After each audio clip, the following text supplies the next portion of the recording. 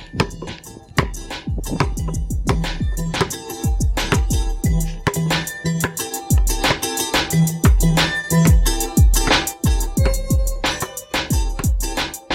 Hoop Heads Podcast is brought to you by Head Start Basketball.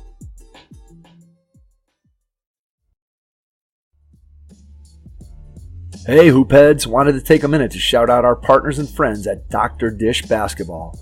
We've had their partnership manager and training specialist Jefferson Mason and marketing manager Nick Bartlett on the show in the past, and we couldn't be more excited about what they're doing for the game of basketball.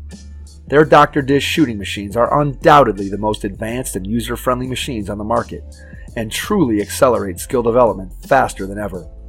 Beyond efficient reps, Dr. Dish provides training expertise and versatility designed to develop complete players. The new Dr. Dish CT machine has further revolutionized basketball training with over 150 plus on-demand individual and team workouts from some of the best coaches and trainers in the game. These workouts include video instruction and combine game-like shooting drills with ball handling, conditioning, and agility drills. Along with workouts, the Dr. Dish training management system also provides stat tracking and analytics to track progress and ensure accountability. These are just a few reasons why top programs like Duke, North Carolina, Louisville, Florida, Baylor, and countless others are upgrading to Dr. Dish. Learn more at drdishbasketball.com. Follow their incredible content at Dr. Dish B-Ball on Twitter, Instagram, Facebook, and YouTube.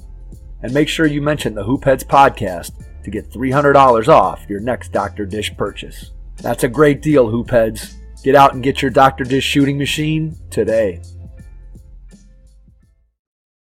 Basketball was our language. You weren't white, you weren't black. It's how you can play. And so at first I wasn't picked by anybody, but it wasn't long until everybody wanted me on their team. Because if you win, you stay on. If you lose, you sit. Swen Nater is a former player on 2 UCLA national championship teams coached by John Wooden. Swen never lost a game at UCLA and helped contribute to the Bruins' 88-game win streak. Swen's role was to help develop All-American Bill Walton. He fulfilled his role perfectly, and in turn, Swen became nationally recognized when Walton claimed, "Swen is the best center I've played against all year." That label and the honor of becoming the most valuable player in the Pizza Hut All-Star game after his senior year helped Swen become a first-round draft pick. He's the only player in history to never have started a college game as a senior and be drafted in the first round.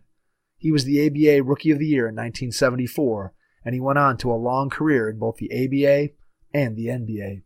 After his playing days, Swen taught at Christian Heritage College while also serving as the school's athletic director and men's basketball coach from 1985 to 1995.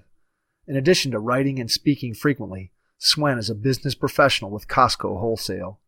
Swen and Coach Wooden are co-authors of John Wooden's UCLA Offense, which was published in 2005. Swen is also the co-author of You Haven't Taught Until They Have Learned, John Wooden's Teaching Principles and Practices, Pete Newell's Playing Big, and the Complete Handbook of Rebounding. Make sure you're subscribed to the Hoopheads Pod on iTunes or wherever you get your podcasts. And while you're there, please leave us a 5-star rating and review. Your ratings help your friends and coaching colleagues find our show. If you really love what you're hearing, recommend the Hoopheads Pod to someone and get them to join you as a part of Hoopheads Nation. If you aren't familiar with the amazing story of Swen Nater's life, get ready to be blown away by his unique journey through life and the game of basketball. Hello and welcome to the Hoopheads Podcast. It's Mike Linsing here with my co-host Jason Sunkel. And tonight, we are very pleased to welcome to the podcast former NBA, ABA, and UCLA basketball player, a man who has a very unique backstory and is just an outstanding guest for us to have on the show. Swen Nater, welcome to the Hoopheads Podcast. Thanks, Mike. Great to be here. Thank you. We are very excited to have you on. Swen and I have gotten to know each other through our connection with Authentica and Craig Lucas, so we're very excited to finally get a chance to have Swen on the show and talk some basketball. But before we start with the basketball portion of your life, Swen, we want to go back in time to when you were a child, because your childhood story is one that is very moving, very compelling, and it's one that a lot of people, even if they know the name Swen Nater from your basketball career, they may not be aware of the things that you went through and experienced as a child. So if you could just share that with our audience, we would be very appreciative. Sure. You know, when we think of NBA players today or any generation, any era, we think of and how they got there. We think of, well, they probably started playing basketball at an early age. Their mom and dad put them in camps, or they were playing on the street or on the playgrounds all the time. They had a coach in high school that was great, and they got to they got coached and the experience, and then the college scouts came and saw them, and they were number one draft choice or whatever, and there they go. My story's not quite like that. In fact, my story, we're going to go into my childhood because it has a lot to do with my basketball and what I'm saying right now about this unique way that I arrived to the ABA and NBA. So very unique. I think that, well, let me start with this. I'm the only player that was drafted in the first round of the NBA that didn't start a college game. And I'm definitely the only player in the first round who never played high school basketball. See, I was born in the Netherlands in 1950.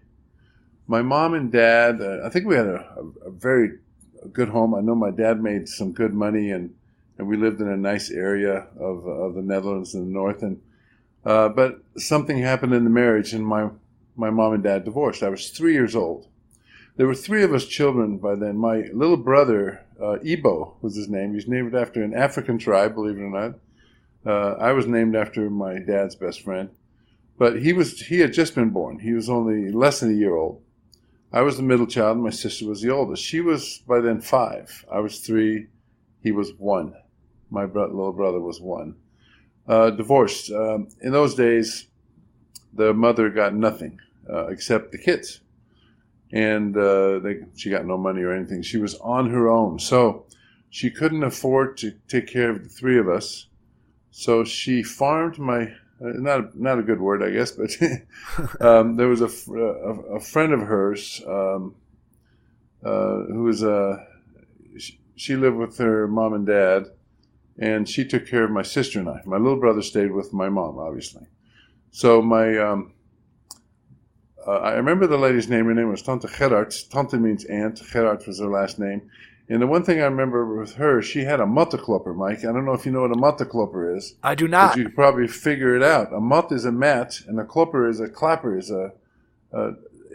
Back in the day, they used to hang the rugs out on the clothesline and beat them with this reed thing. It looks like a big giant spoon made of a reed or straw, and that's a matteklopper, and that's what she used on my butt every time I did something wrong, and there was a lot of that going on.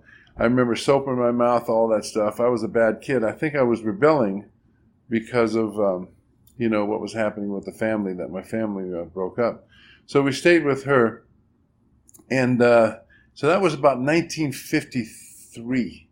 And then we stayed with her and went to school and all that. Didn't see my mom much at all, surprisingly, since Holland is such a small country.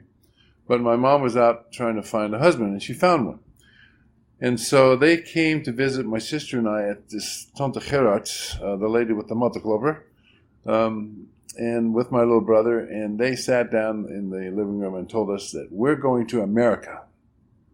And to me, that was the best thing I had ever heard, because you see, there was only one family on our street where I lived that had a television. There was a little black and white television, and every Wednesday, all the kids gathered at that house, ton of us kids, and we watched the Roy Rogers and Dale Evans show. Now, this was a cowboy, shoot 'em up, and the good guys and the bad guys, and Roy Rogers and his wife, Dale Evans, were always the good guys, and they always won, and he was my hero. I wanted to be a cowboy. So when I heard we're going to America, I thought, I'm going to meet Roy Rogers. Right, exactly. He Everybody was does. my hero, yeah. And I had another hero, a sports hero in Holland. He was the one of the best soccer players ever there. His name is Abe Lenstra, and I have a couple of his books. I still have a book that my grandmother gave me in 1958 about him. Anyway, let's go past that. So now my mom and stepdad say, we're going to America. And so I was excited. But then my stepdad said, but you guys are not going. We're going to take your little brother with us. And my mom said, but don't worry. We're going to make some money, and we're going to save it up, and then we're going to bring you over as soon as we can. It shouldn't be that long. So, see, in those days, you have to have a sponsor when you go to when you emigrate to the United States. You have to have a sponsor. So a Quaker family sponsored my mom, stepdad, and my little brother. And, 3 kids would have been difficult to get approved. They had a better chance. So that's why they did that. And so they left in 55. My sister and I stayed with that lady for just a few more months.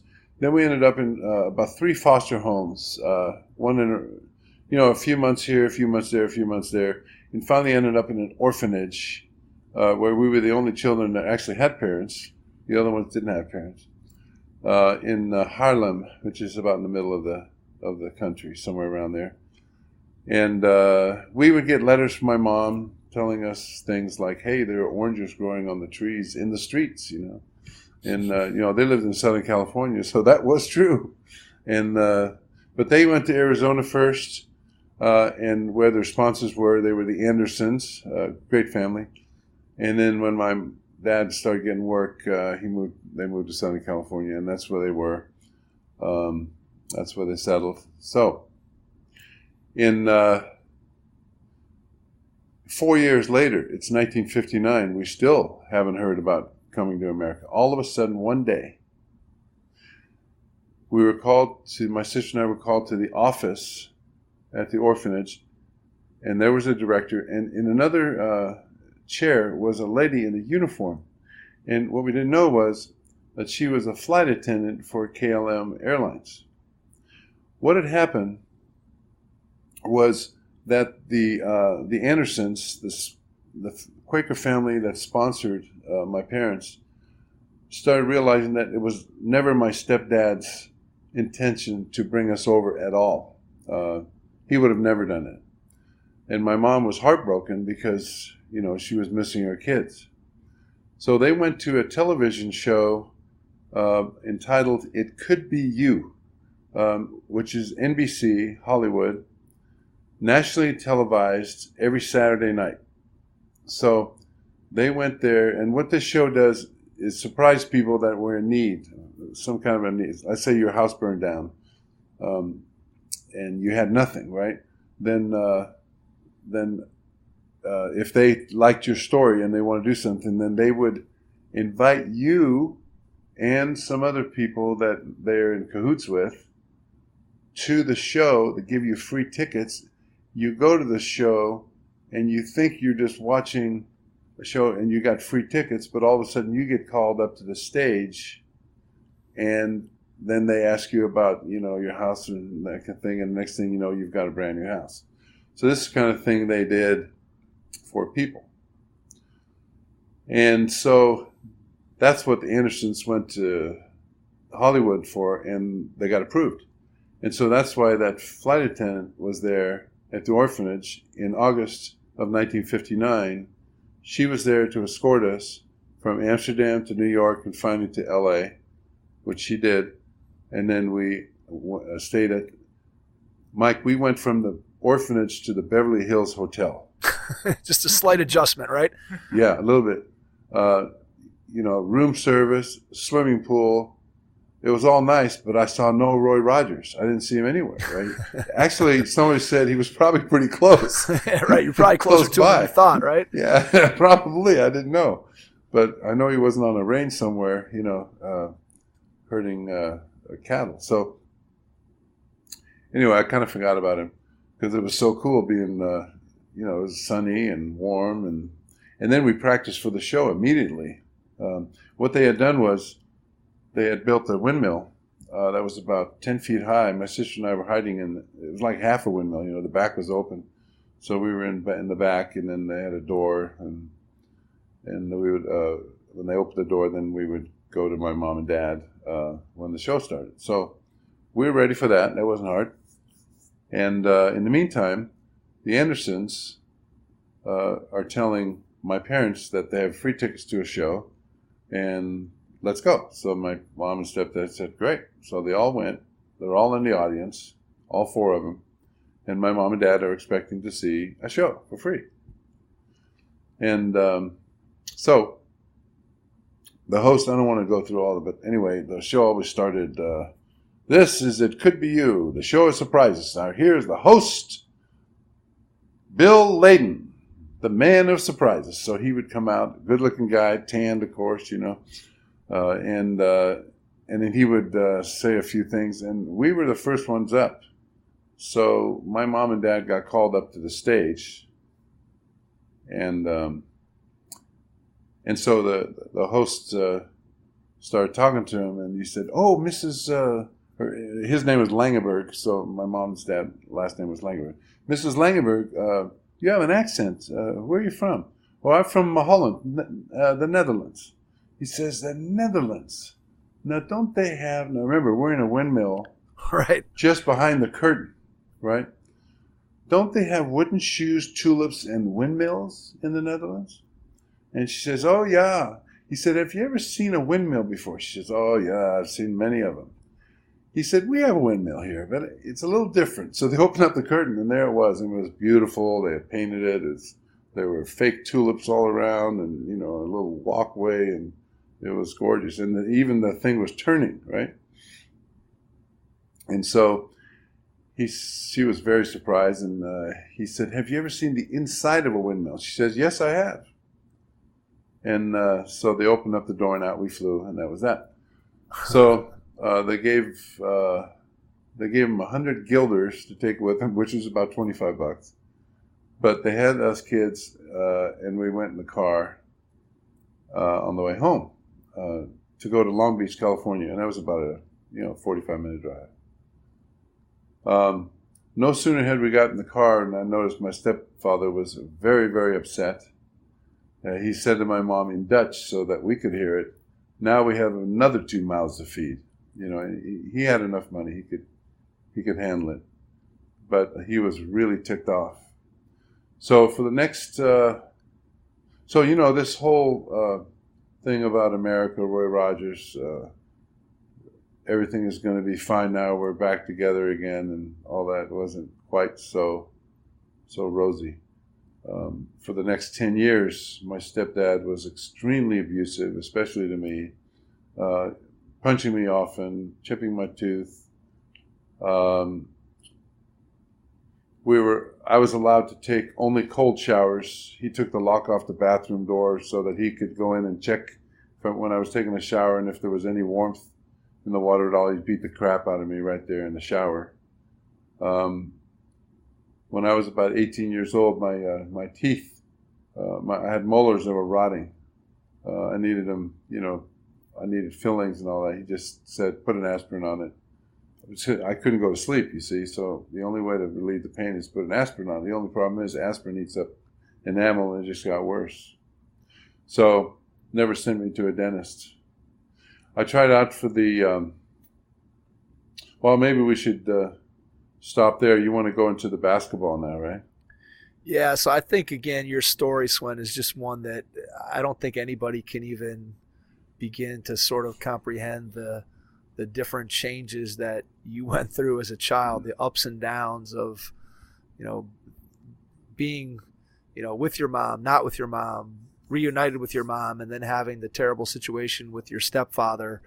And just, I think that it's a story that, people, as you said right off the top, that people a lot of times think that, things come easy to people who have the type of success that you were able to have, not only in basketball, but in your life. And without knowing someone's backstory, I think it gives people a greater appreciation of what many people, the challenges that they face. And you obviously faced far greater challenges than a lot of us, do. And so I think it was important to sort of set up the whole story of the rest of your life with that, because it gives people a great perspective on where you're coming from. So from that experience, talk about how basketball came into your life and what role it played for you as you developed and were living under those types of conditions.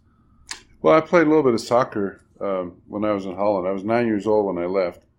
So, and of course I had my hero, Abe Lenstra. And I came to America and nobody was playing soccer here. Of course, I was very good at kickball, right? I could kick home runs because, I was doing that back in Holland. Yep, right. So, and I was big, I was tall. I saw tetherball. I liked that. I didn't go for the jacks that they were playing on the ground. I wanted something a little more. Football was something a little higher thing. Up than down on the ground with jacks, right? I know. I would if I sat down on the ground, my ears would pop, right? So I saw a football for the first time, and that was the weirdest thing I'd ever seen. The only ball I'd ever seen was round, and now here this ball that it bounced when it hits the ground, you never know where it's going to go. I said, this is really crazy. I've since learned to love football. Probably more than any other sport, and it has something to do with the Seahawks up here. But I still probably. would like it. Yeah, understood. And Understood. Pete Carroll had my wife and I had a practice session that was really cool. But I saw basketball and I liked it right away. And I was very slow, Mike. I was very, very slow. And I had a nice touch, on the ball. I had good hands and all that. But, I played a little pickup ball here and there, and all I could do is shoot. I had no moves. I couldn't dribble. I didn't know what to do. So that was elementary school. And my stepdad never let us, except in the summer, my brother and I would sneak out of the house when he went to work, and we'd play some basketball or something, and mostly basketball. But we'd throw footballs and things. Loved sports. So high school, I tried out for the team as a junior. My dad, I never even asked him if I could try out for a team because the answer would have been no. Right. As soon as you're done with school, you come home, put your pajama on, and get in your bedroom. And the only time you're seen is when you come down for dinner. And he wasn't even there because he ate at a different time than we. He wouldn't eat with us. And then you're back in your room until it's time to go to bed, and that's it. You weren't allowed, we weren't allowed in the living room, sit down on the couch there, or have conversations with them, or anything. We were, not to be heard or seen. So, to ask to play a sport after school or to be involved in a team in high school was out of the question. I did try out though, secretly. I didn't have a pair of shoes. My stepdad hadn't bought me a pair of shoes yet. This was early in the year. So in PE and everything, I was going barefooted. And that was kind of hard on the hardwood, with the bare feet. And the coach I would think so. Plus, what size shoe were you wearing at that point?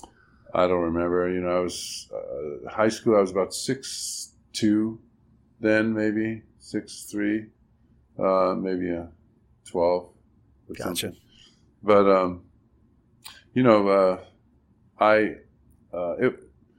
the coach told me to, he said, just don't come back tomorrow. And he said, in fact, don't even come back the rest of your high school career. I don't want you on the team. And I was one of the tallest kids in the school. Right. And I was still growing. I ended up being 6'7", and he never even asked me to join the basketball team. So anyway, he and I straightened that out years later when I saw him. He was pretty upset about that. But anyway, so then I go through my high school career. My brother and I are real close, and we're playing basketball all the time. Just, shooting, pretending to be Jerry West, Will Chamberlain, Elgin Baylor hanging in the air, doing reverse layups. And we were practicing all the stuff we saw on TV and heard on the radio. And so I just loved the game and practiced and shot by myself. And so high school finished, and I went to Cypress College. the first day at Cypress College, as a freshman, now by then I was 6'9", but I only weighed about 180. I tell people I couldn't keep my seat down in the movies. That's how light I was. So Tom Lubin, the assistant coach, comes over to me during lunch when he sees me standing there eating lunch outside, and he says, "You plan on playing basketball?" I said, "No, not really, but what do you got in mind?" He goes, "Well, I'm the assistant basketball coach." He said, "I'll work with you every day until practice." And so I said, "Yeah, I'll do it." So now, had you had anybody coach you at all up until that point? Nope, never. Now, I got lucky. Tom Lubin's uncle was Frank Lubin, who was a UCLA All-American and the center on the first United States Olympic team in 1936 Berlin. That was the Jesse Owens Olympics. Yep, right. And he was a hook shooter. And he taught Tom the hook, and Tom taught me the hook shot. And so, by a miracle, Mike, Tom Lubin talked my stepdad into letting me try out for the team and to stay on the team for the year. Now, I sat the bench, except for the last two games. I had to come in the second to the last game because my center fouled out. So I went in and blocked about 2 or 3 shots, got about 10 rebounds.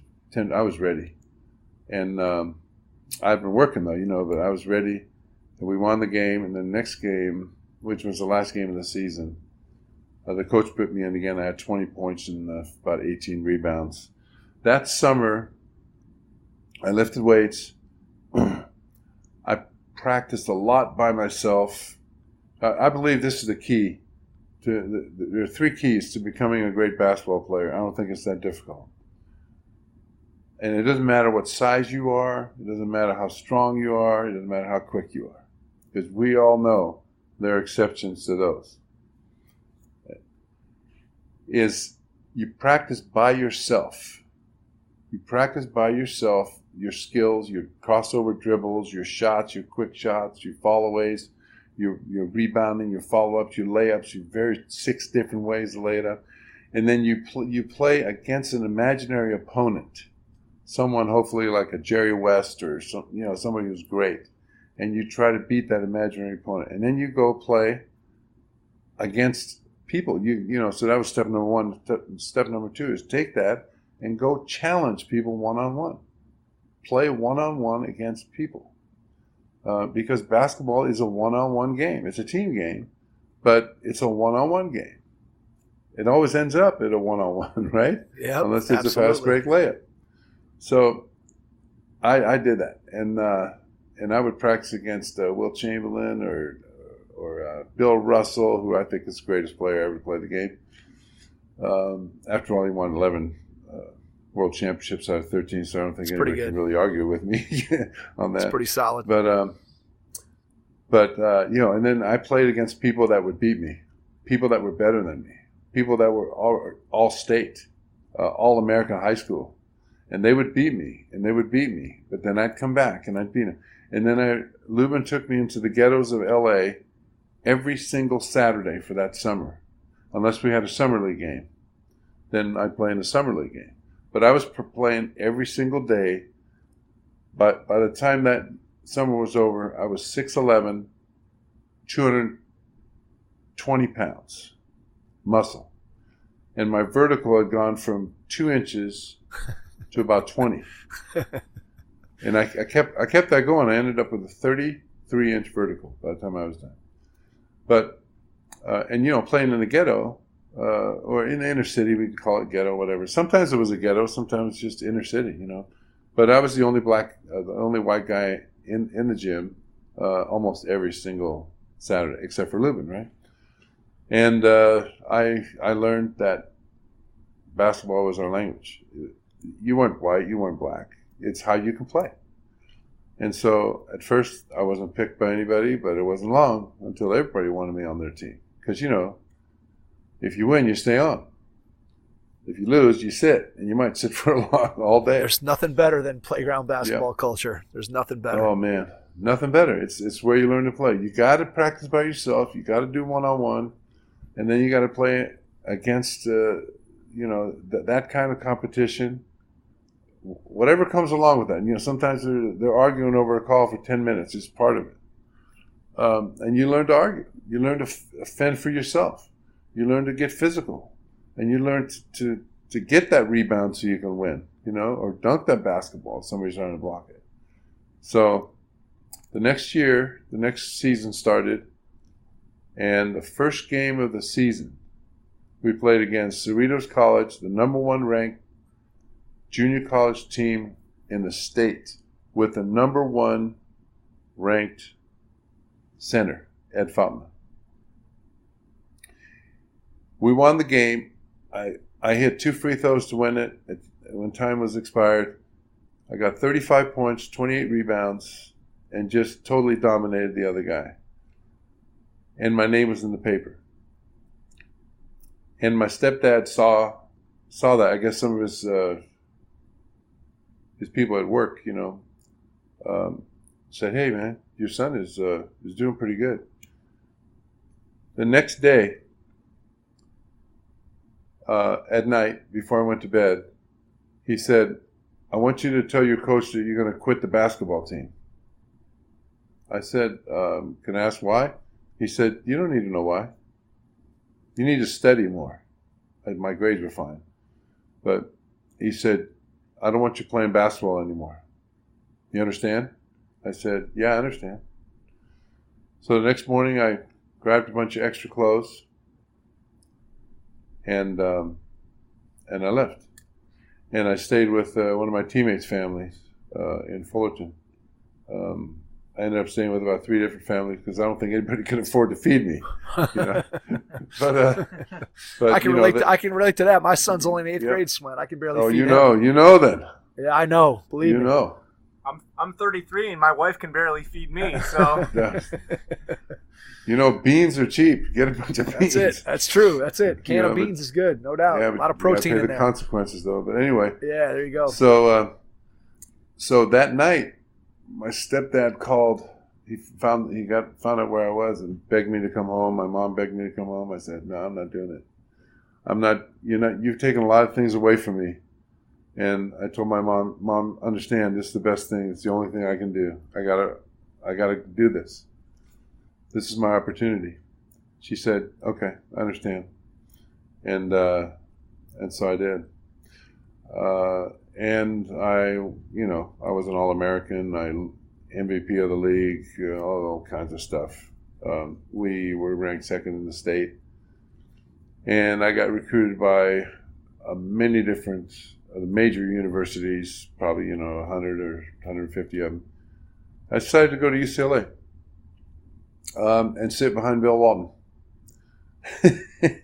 And I had just come out of this, sitting on the bench, not playing, and here's my opportunity. And all these other coaches were telling me, "Come to my school. You're going to start. You're going to play. You go to UCLA, you're going to sit." But I thought, okay, I got the best coach in the country coaching me in the fundamentals and team play. I got the best center to play against every day. Now, if I play for these other coaches, I'm going to play against mediocre centers twice a week. If I go to UCLA, I play against Bill Walton every day in practice. My goal was to get to the NBA, and I thought that was my best shot. And I think I made the right decision. Head Start Basketball, along with members of the J. Billis Skills Camp staff, will be hosting the very first Prime Skills Camp, an affiliate of the J. Billis Skills Camp that is held annually in Charlotte, North Carolina. Prime Skills Camp will take place on the campus of Western Reserve Academy, just outside of Cleveland, Ohio, June 26th through the 28th, and will be designed for boys rising to grades 6 through 9. Prime Skills Camp will mirror the J. Billis Skills Camp in daily programming, teaching, coach-to-camper ratio, and quality of instruction. Prime Skills Camp brings all of the team-oriented individual instruction, focus on the fundamentals, and high-level coaching to young men aspiring to a high school varsity basketball experience. This camp is operated by Billis Camp veterans and includes the J. Billis Coaches Development Program alongside the camp, ensuring that the quality of teaching and coaching at this camp is second to none. Please visit headstartbasketball.com or jbilliscamp.com for more information or to get registered. Was there a second choice, though? I'm just curious. Was there another coach that made an impact on you during the recruiting process, or somebody else that you maybe for a split second thought, boy, I'd really like to play for that coach? Or was it just 100% as soon as Wooden got involved and you just thought about the situation, you knew it was UCLA right from the get-go? Yeah, Bob Boyd at USC. He was the first one to recruit me.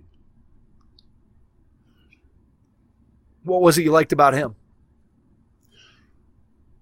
Bob was a good guy. He was a good coach. He had really good talent over there. You know, they were ranked second in the nation one year when I was there. So, yeah, he was doing a great job over there. And USC is a great school, a great academic school. And I didn't say no to that school because of the area. I don't know how many people know that, you know, it's pretty much in a pretty risky area of LA, you know, where you got to kind of watch out and be careful where you go. But it's a great school. But it was John Wooden. That was the reason that I went. That was the main reason that I went to UCLA. John Wooden. And in his recruiting talk to me when I visited the campus, he said, "You're not going to start here, and you're going to play behind Bill Walton. You're going to play a couple minutes a game, but you get to play against Walton every day, and I'm going to coach you. And I think with your body, I think you have a chance to go in pro." So that was it. What was the first time you met Coach Wooden? What was do you remember what your initial impression was of him in terms of what, obviously by that point, his success as a coach was well known, but just on a personal connection level, what do you remember about the first time or the first couple times you met him? What struck you about him that just made him so impressive to you right out of the gate? I thought he was putting on an act of, you know, being a super nice guy, All-American family man, and low key, you know, that kind of thing. I thought he was putting on an act. I found out in time that he was the greatest role model I have ever seen in my life. And he was honest with me. And he wanted me there, but not bad enough to promise something that he couldn't deliver. Because he never did that. He never promised anything he couldn't deliver. So, it was just, I grew to love the man. I grew to appreciate the man. He put up with a lot from Bill Walton, let me tell you. Greg Lee and Bill Walton gave him fits, and Bill will tell you that. And Coach Wooden told me after Bill graduated, he said, "I'm sure glad that's over." Oh yeah, because it was real bad. He didn't deserve that, and I felt so bad for him, you know, because all he did was give of himself, right, and coach us and teach us how to be men, and teach us how to play together. And one of the greatest things that we learned, I hope most of us learned it, is that, you know, the key to stardom is the rest of the team. And it's amazing what a team can accomplish when no one cares who gets the credit. He demonstrated that. For example, after we win a game, a home game, KTLA actually filmed videoed our games and showed them at 11:45 at night. It's a little different world today, right, yeah, Swen? It's amazing. Yeah. You tell people that, you know, games were tape delayed, and they look at you like they don't even know what that means. Tape delayed, yeah, because So after the game, Coach would be invited to come up with Dick Enberg, who's the announcer, and have a little interview. And then oftentimes, Coach could invite one of the players, or he would insist that he could bring one of the players. And that was never the leading scorer. It was always someone who played great defense and stopped one of the opponents that was pretty tough character, or someone who got some extra rebounds, or came in for just 3 or 4 minutes and made a difference. But never the... He said that the leading scorer already has what he needs. He was the leading scorer. He doesn't need any more. So he was always emphasizing that everyone is important on this team in different ways. No one's indispensable. Everyone's important, including the custodian who swept the floor at Poly Pavilion before our practices. He got as much respect. And the ball boys, the managers. We never threw the ball, when we were done with the drill, we always put the ball back on the rack. That was our job, not the job of the manager. They all got respect. And I saw that, Mike, day in and day out for 3 years. And it has made a big difference in my life. There's nothing, I don't think, that can compare to having somebody who demonstrates that type of character and that type of respect for everybody up and down the line. I know I can speak to that, both trying to do that as a coach in my life, but I think even more importantly, trying to do that as a parent.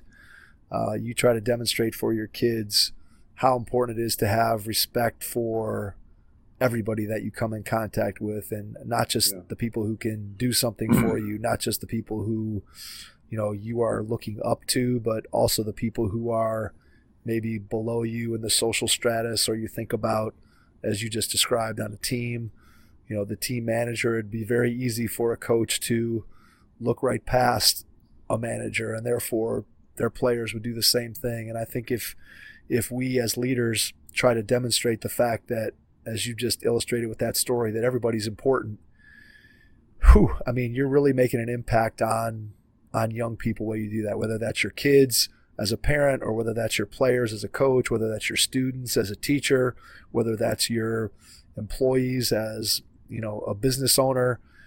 I just think that that's a lesson that is applicable in all walks of life. And the fact that Coach Wooden was able to impart that not only to you, but obviously to all of your teammates and the other players who were fortunate enough to be able to come in contact with him. And I know that he's had a tremendous impact on coaching and coaches that have, kind of sat at his side and learned from him.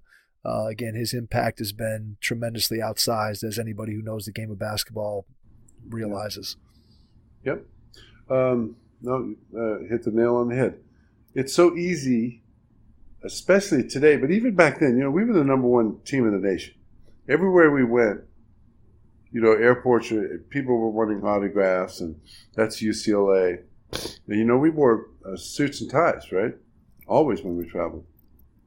But it's so easy to think of yourself as being special. People watch us on TV. We're superstars. People pay to watch us play. We're on TV late at night, but we're still on TV. Right. And we're recognized. Right? That's Swen Nater. That's Bill Walton. That's Keith Wilkes. And but Coach, and he was just honest about this. He wasn't trying to do something. He was just honest. He would always make it a point to take the opportunity to teach us that everybody's important, right? Everybody's important. So there were at least 2 times when I was there that before practice started, Coach brought us all in to the middle of the floor, and he read a letter. And it was from a custodian of another school. And the letter would go something like this. Dear Coach Wooden, I want to take this opportunity to thank you and your team for leaving the locker room cleaner than they found it. And this happens every time you come into town. So when we would have, play an away game, that locker room, it was always clean when we got there. I know it was. But we not only took all of our towels and put them in a pile, and closed all the lockers, that we had used to put our clothes in. But we took the soap out of the showers and put them in the trash can. Because, you can't use that again, right? Right. So everything was put away. I want to tell you something, just take a little extra time. Years after I retired, I want people to understand this man. Many years after I graduated from UCLA, Coach Wooden and I were speaking together in Boise, Idaho, at a school, I believe it was. Actually, he was speaking. I was speaking too, but they came to see him, but to hear him. You were the undercard. Oh yeah, I was for sure. So the next morning, so we're staying at the same hotel, right? The next morning, it was time to check out, and I happened to go downstairs to check out, to pay my bill. About the same time, his daughter was down there, and she said, "Swen, would you mind helping Daddy with his bags and stuff? He's still up in the room." I asked for the room number, so I went up. Door was open. Coach was in there cleaning the coffee machine. What he did, he rinsed the coffee machine and then put it upside down on the counter. All the towels were in a pile. The soap was in the trash can. And he consolidated all the trash into one trash can and left a tip.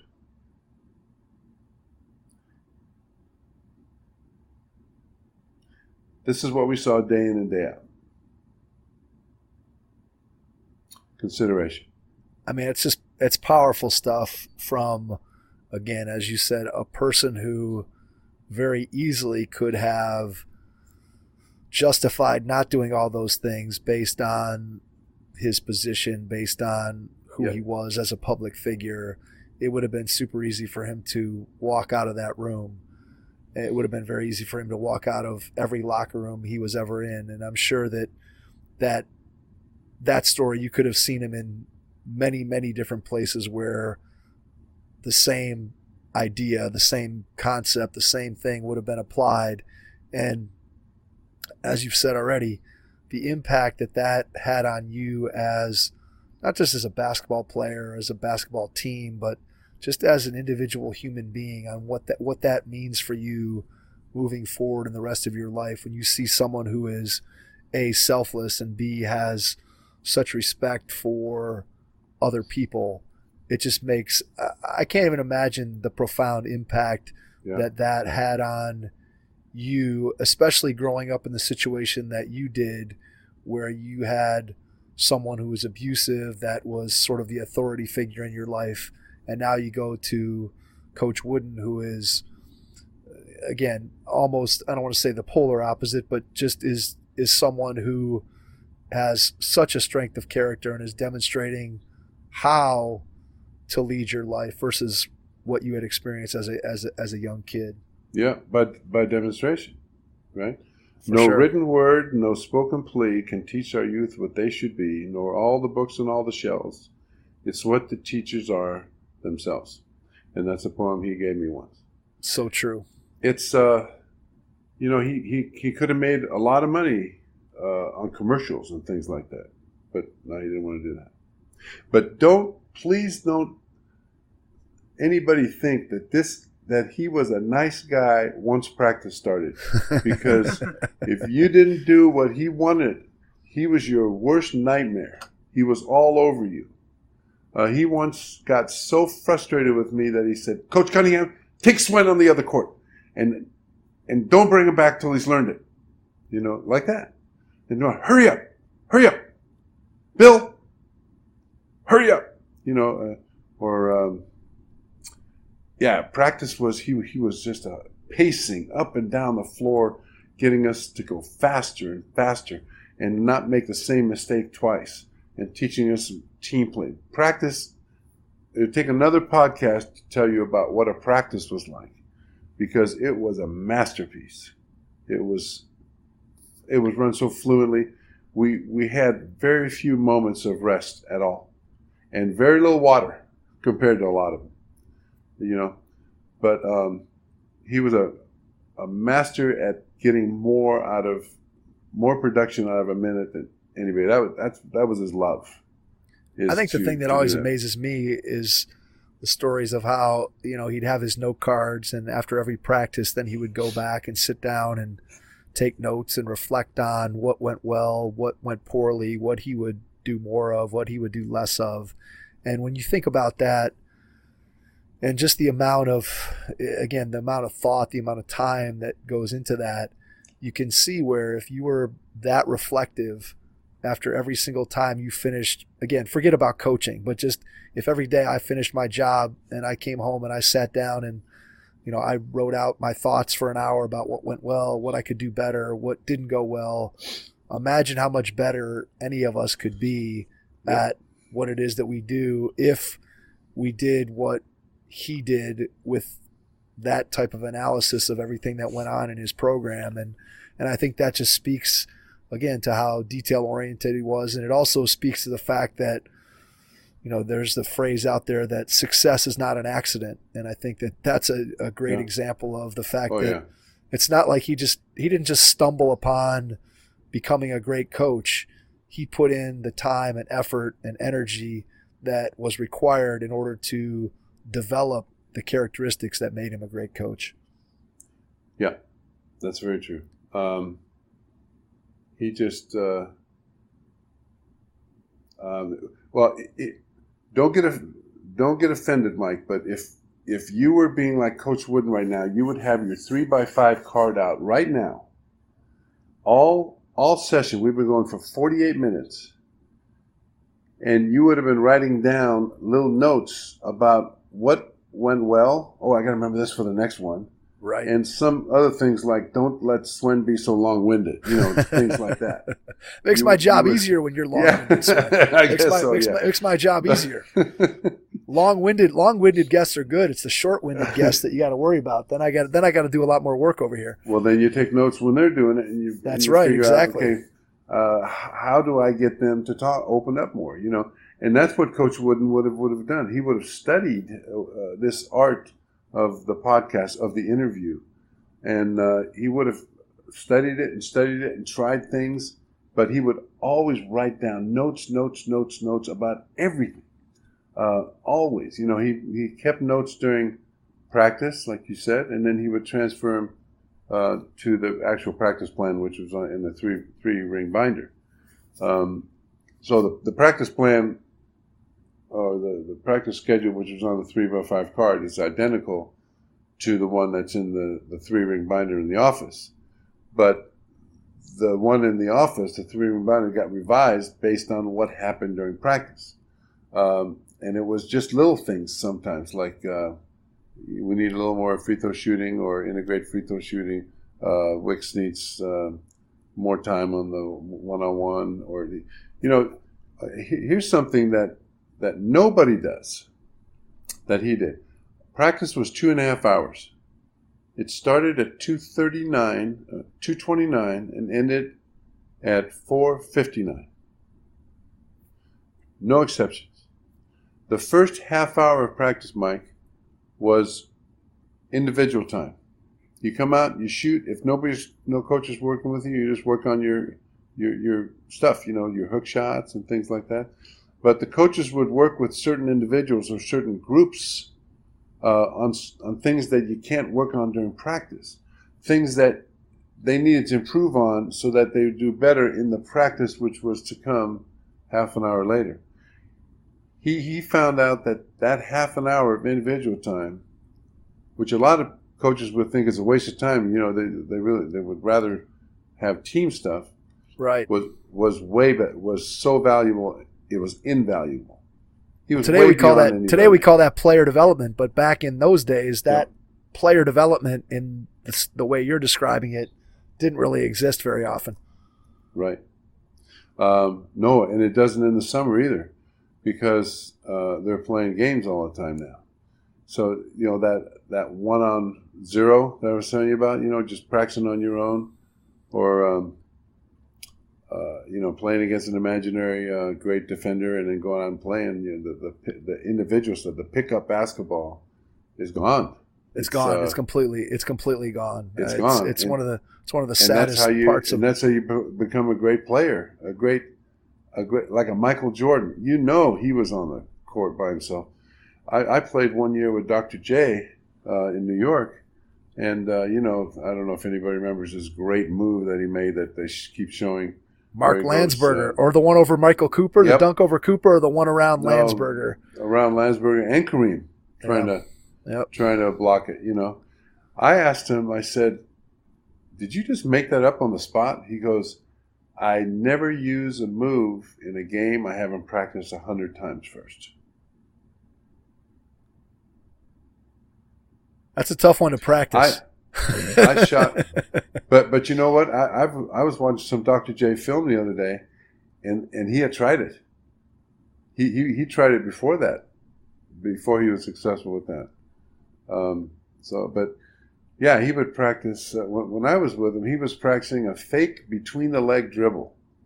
Now that's you got a giant hand like he did. You could go act like So you put the ball between your legs like you're going to cross over, and you pull it back and lay it up. He was practicing that. It's crazy. And for him, that's fundamentals, right? Right, exactly. Yep, exactly.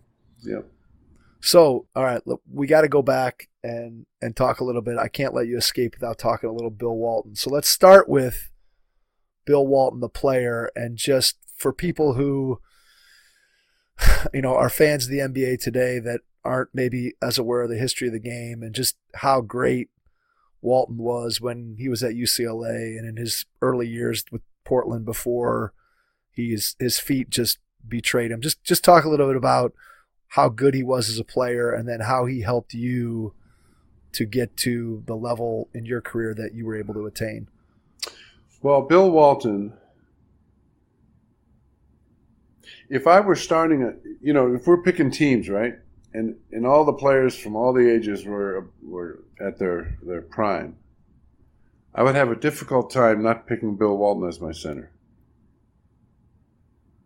Which is incredible because Jason and I we had a guest who was a guy, he's a local sports personality on the radio here, and we did our all-time All-NBA team. So we came up with three teams. So the top 5, the 6 through 10, and then 11 through 15. And we tried to do it positionally. Yeah. And so you look back in the history of the game, and the center position is the most difficult position to split hairs and figure out who are you going to put on those. If you can only take 3 centers, you are leaving off some historically great players. Probably the most difficult position of any of the positions to narrow that down. And so for you to say that Walton would be your pick as the center, considering the number of guys that could potentially be chosen as the all-time All-NBA center, that's a pretty striking recommendation. Well, the reason I say that is because of his passing ability.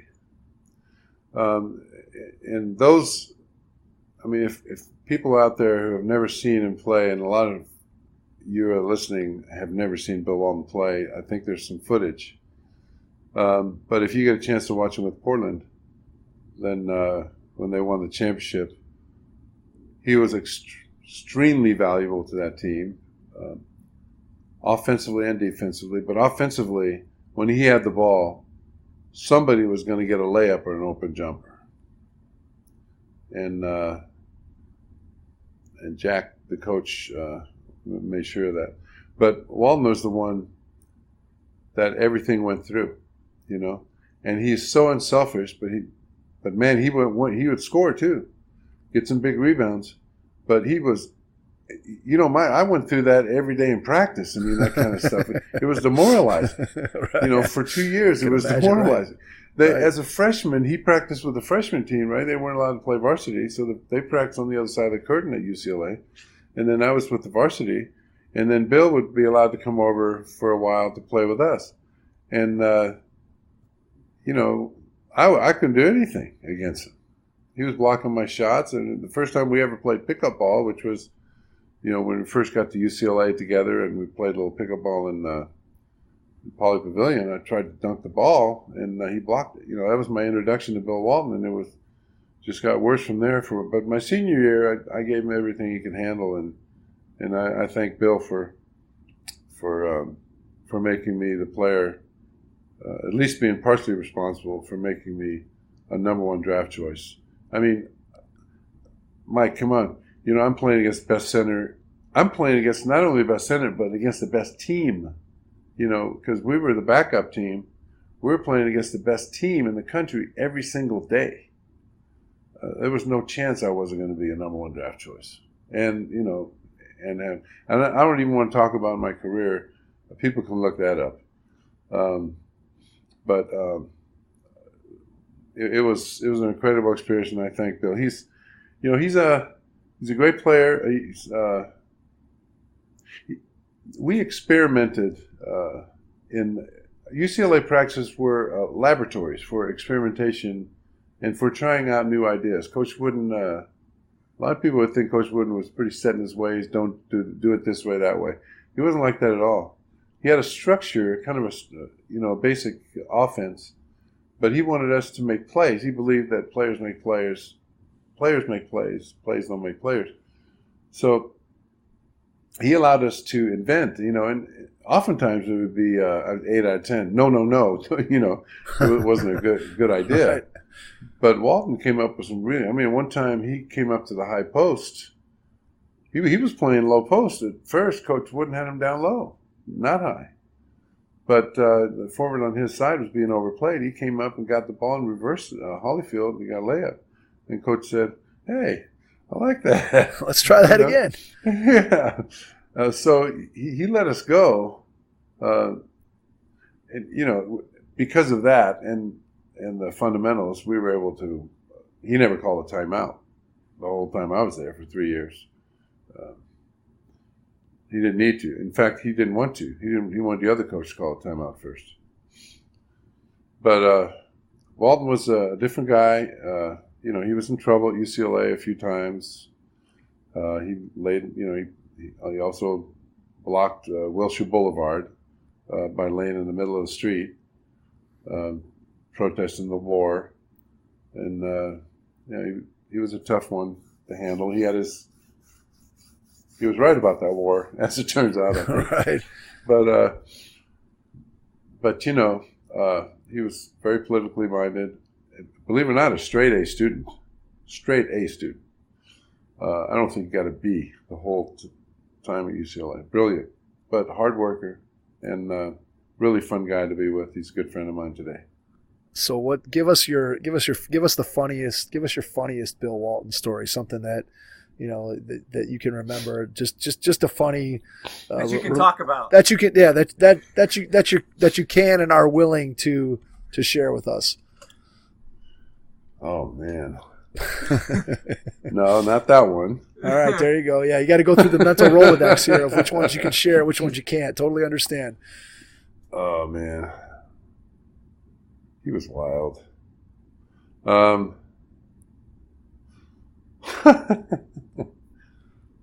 No, I can't really. The stories I'm thinking of right now, I don't think he'd want me to tell. And it had nothing to do with women or girls or none of that stuff. I understand. I understand. It was just that. Oh yeah. Here you go. This is when I was. I got a hold of a tuxedo because I was doing something after I graduated from UCLA. I had to go be part of something, and I had to wear a tuxedo. So I can't tell you how I got the tuxedo, It might have been a booster of some kind, but anyway, I think you know who I mean. I think we do. Yeah, we'll leave that unsaid. So it was a tuxedo that was made for Bill, because Bill was supposed to go, and so this booster had the tuxedo made for Bill, and he and Bill just decided not to go at the last minute. So the booster called me and he said, "There's a free tuxedo. Do you want it?" Oh, I know it. Yeah. And so I said, "Yeah." He said, "Just go over to this, Beverly Hills, this place," and he said they'll refit it for you, and you can have it. And I was getting married, so that's what I wore to my wedding. Nice, perfect. Right? There you go. So yeah, it was gorgeous. It was a cut velvet or something. It was beautiful, expensive. So I had it, and I kept it, and years later, like when I was with the Clippers or something, Walton said, do you still have that tuxedo? He said, "I need a tuxedo." So I said, "Yeah, I do. It's in the hope chest in the cedarwood." But he said, "Can I borrow it?" I said, "Yeah, I guess so." So I let him borrow it. It was a little big on him because, it had a little more muscle in it. But it fit pretty good, I guess. That dude wore, I don't know whether he was doing a marathon in it or the twist or what, or maybe American the mashed potatoes or the boogie woogie. But but it was sweaty. And he returned it 3 days later and never had a dry clean, and it stunk. I mean, it stunk like he used to stink during practice sometimes. But that's Bill. Oh, and there was a tie or something too that he borrowed once. That when you wear a tie and you sweat, it has a sweat line halfway down. Yeah, that's how he returned it. There you go. Yeah. So the lesson here is do not lend Walton your clothes. Right, and at my wedding, I didn't have the money, because I signed a contract for the ABA, but I didn't get any money until I played. So I borrowed money to have the wedding, and so I didn't have food there. It was like in the afternoon sometime, and I figured people go have dinner after that. But we had a cake, and all my UCLA teammates came, right? And Bill came in shorts and a T-shirt to my wedding, right? So was it tie-dye by chance or no? Yeah, it was Grateful Dead stuff, and with sandals, and he came from the beach. I think he still had a little bit of sand left in the sandals. So, we were having the wedding, right? We're doing the reception, and he threatened the lady. He went over to get some cake, but we hadn't cut the cake yet. So this lady saw him doing it. She says, "You can't do that. You can't have cake." He says, "Why not?" He says, "Because it isn't time to cut the Swen and Marlene, that's my first wife, need to cut the cake, and then everybody can have some." He says, "Stand aside. I'm having some cake right now," and he grabbed some. Yeah, that's Bill. That's hilarious. That's good. That's good stuff, Swen. That is good stuff. Yeah, I mean, I think it's well known. Anybody who has heard or seen Bill in his current iterations as an announcer or kind of knows his history, I'm sure can appreciate all those stories. Oh yeah, I watched him last night. Right? I had saved a UCLA game, and he was announcing it. Yep. And so he, the play goes on, right? He's talking for is it the one that he was talking for like 30 seconds about nothing related to the basketball play? Right. Well, it wasn't basketball. And it wasn't the game for sure. He was talking about asking me, "You've never been to Paris?" Oh my God! In the meantime, the other team switches from a man to a zone, and he doesn't even realize it. Right. And the funny thing was, he said something. He was talking about the Grateful Dead or something, and then like the Grateful Dead, the greatest band in the world, as the layup is made and the score is tied. He finished it like he's actually into the game. So I think it's Bill and Harry Carey are the two guys that are probably the most telling their stories and all that. It's just he's so entertaining and such a character, and I think we've talked about it that just it's a shame that he was robbed of what could have been the best years of his professional career. With the injuries, because he was just again such a special and unique player, and the impact that he had on his team. I think you've done a really good job of illustrating that for people who maybe aren't as aware of his career as they should be, especially younger people who might be listening. Yeah, we just accepted Bill the way he was. Now, if he wasn't such a great player, we wouldn't have. Right. I can understand. Coach Wooden probably would have had a lot shorter leash with him, right? I think so. But anyway. So let's go from your college career. I know we don't want to spend a whole lot of time on your pro career, but maybe just give us one story from your pro career, something that kind of illustrates a little bit about what professional basketball was like at the time when you were playing back in the the late 70s, early 80s. Well, there was the ABA, and that was, people that don't understand, that was not the NBA. It wasn't first class flights and all that. I'm going to tell you one quick story, and then I probably should run. All right. But this is an ABA story. Fatty Taylor, Eugene Fatty Taylor, I don't know, I remember when he went to school. He was a guard on the Virginia Squires, my first team that I went in the ABA, right? And we were bad. We had lost Dr. J, and but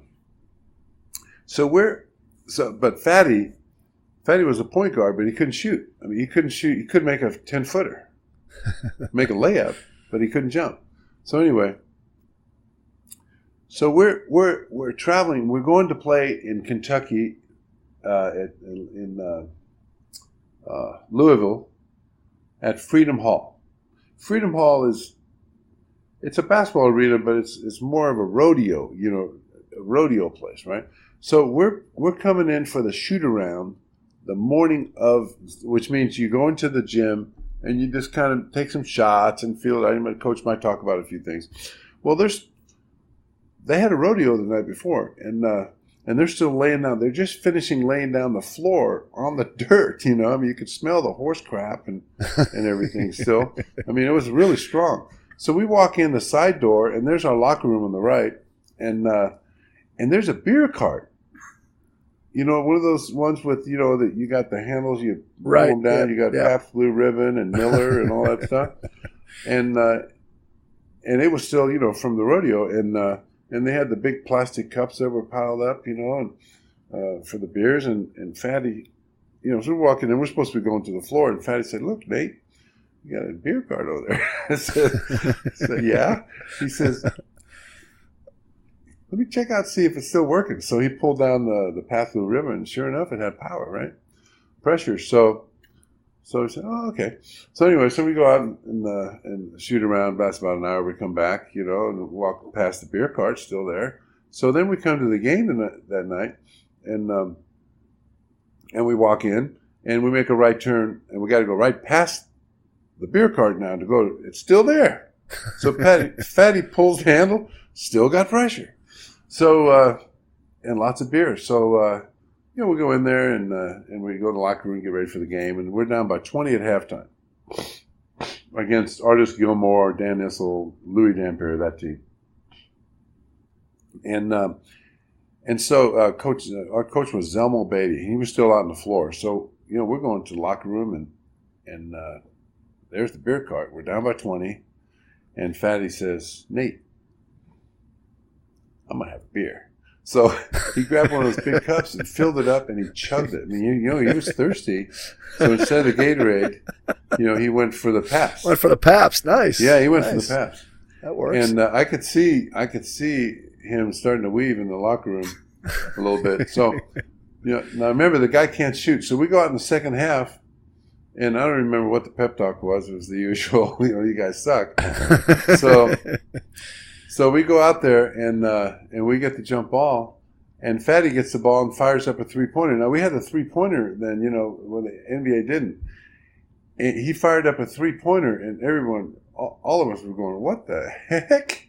Because he never shot, right? And he made it. I mean, it was nothing but net. It was pop. It was the bottom of the net. Fatty. So he looks at me. I looked at him. We both shrugged our shoulders. Cool. But he was drunk. Sounds like an endorsement deal waiting to happen. Oh, yeah. He was drunk.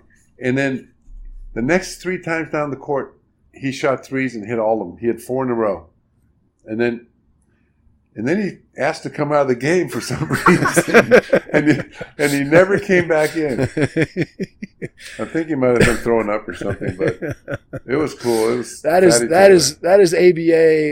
ABA basketball at its finest right there. There's no question about that. I think that's one of the things that's amazing about the history of basketball is the lack of video documentation of the ABA and how few actual clips and games and stuff that, people can see. I know that's one of the things, like I grew up loving Dr. J, and the small amount of footage from Dr. J in the ABA when he was at his athletic peak, you hear the stories, you hear the rumors, you hear the reverence that guys who played against him at that time had for Doc, and it's just a shame that all those performances and that era of ABA basketball in a lot of ways is lost, except in stories from guys like yourself who played in it.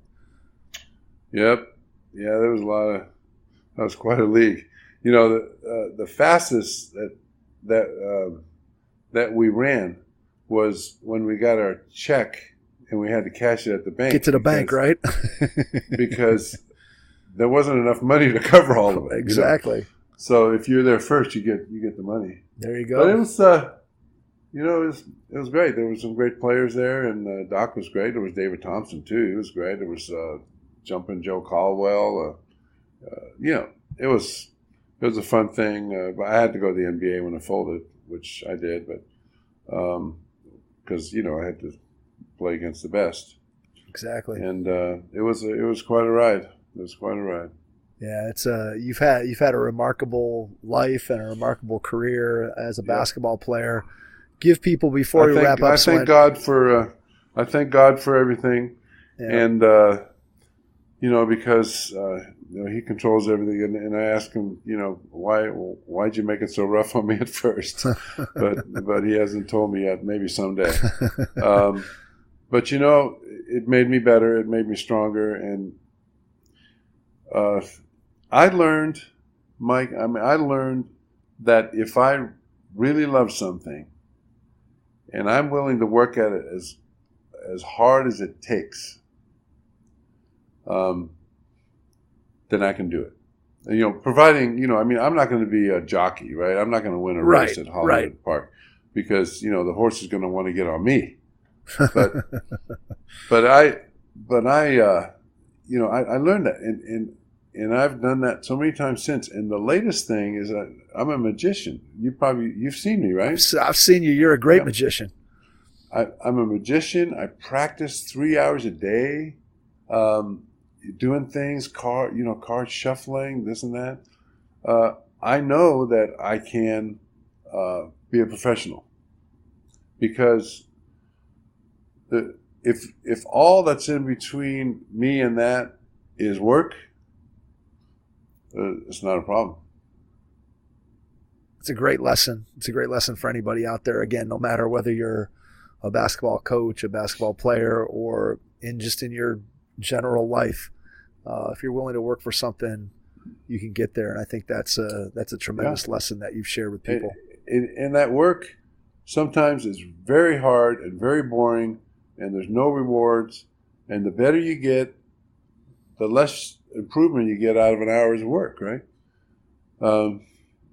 But that's what separates the men from the boys. That's why people quit, because it just there's no reward. They want it gets boring, right now. It gets monotonous, and people give up, and they don't see and that. So and that's why you only have one Dr. J.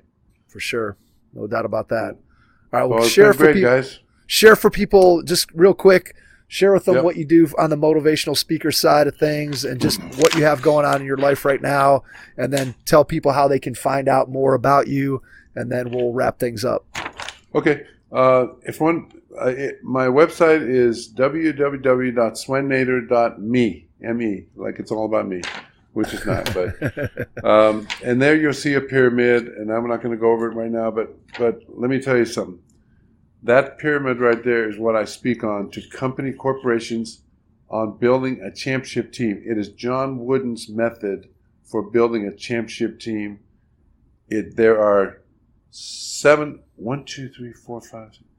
blocks in this pyramid. Example, setting an example and teaching, those are the cornerstones.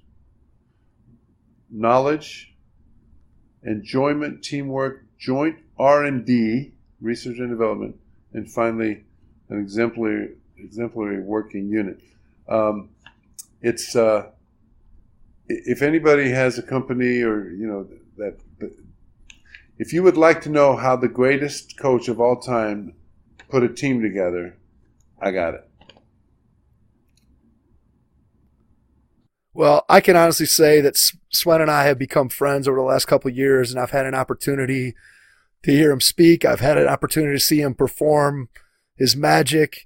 And if you're out there and you're looking for somebody to inspire your team, your company, he's a great resource to reach out to. He does an outstanding job. Swen, we can't thank you enough for spending an hour and 20 minutes or so here with us tonight.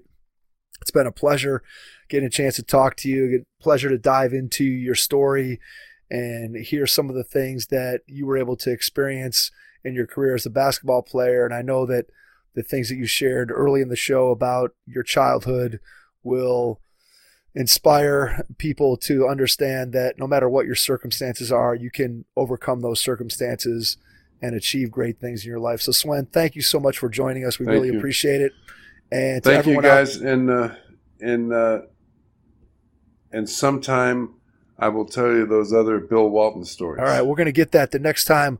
Well, I guess the next event that Craig's putting out, we're going to Seattle, right? So, good. Yeah, that's right. Yeah. So we might have to hang there, and I'll have to get those stories when we get together out there. Sure. So, for sure. Again, Swen, thank you so much for joining us. We appreciate it, and everyone out there, we will catch you on our next episode. Thanks. Registration is now open at headstartbasketball.com for this summer's Head Start basketball camps. We'll be hosting camps for boys and girls in grades 1 through 6 throughout the greater Cleveland area. Get registered today and make sure you hit the courts with us this summer.